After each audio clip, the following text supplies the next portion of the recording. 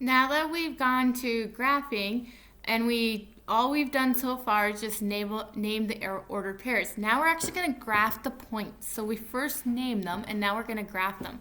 So an example, it says plot the points. A is 3, negative 4. So what you're going to do first is you're going to go and you're going to look at it. So it says A is 3, negative 4, so you're going to plot this. So remember, you go over 3 on the x and down 1, 2, 3, 4.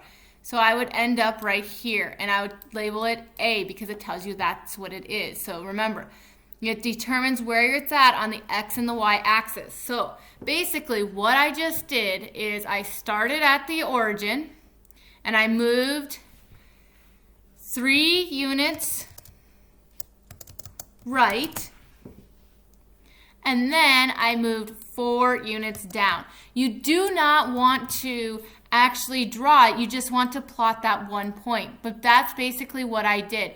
And so you can see, I'm going to just draw it, even though I don't want you to do this, you can see that here's 3 is like here. I'm going to make this line a little bit bigger, and then this is 4, like that.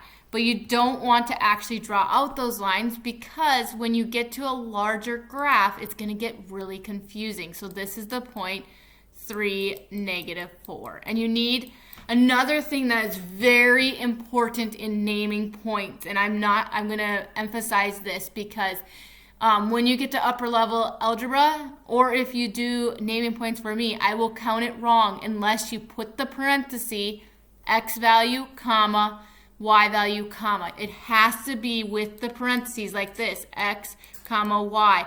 Because if you just have x, comma, y, it could be anything. And this always denotes a point. So that is something very important, okay? Now we're going to do the next one, and b is 2, 0. Okay, so I go over 2 on the x. Oh, my y has no point, so it just goes right here because I'm not moving up on my y. So this is b. Again, a parenthesis, x value, y value, end. Okay, so let's see. What did I just do? I moved 2 units to the right, and then I moved 0 units down. So I didn't have to move it down or up because it's a 0. So that's how you do the graphing. Okay, so now I'm going to go to the next one, and I'm going to show you a few more, and then you're going to actually graph them out on your own. Okay, so we start, okay, it says graph 4, 0, or 4, 1, A is 4, 1, so then I start at the origin, which is here, I go over 1, 2, 3, 4, I go up 1, right here, and I put my A, and this is 4, comma, 1. Now, make sure you watch what I do, because if you're not watching, you're not going to understand. So B is 0, negative 6. So I start at the origin, go down 1. Oh, I go over none, and then I go down 1, 2, 3, 4, 5, 6.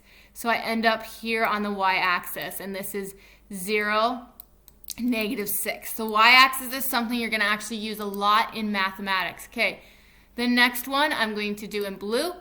Negative 5, 2. Again, watch very carefully. If you are not watching, you're not going to get it. So you start at the origin.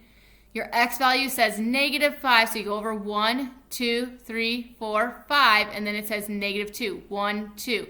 So you end up right here, and this is going to be C, negative 5, negative 2. Now I'm going to have you go and try this one. Then we'll go through it.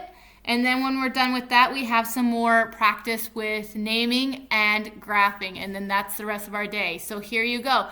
Try to graph these, and then we'll go through them as a class.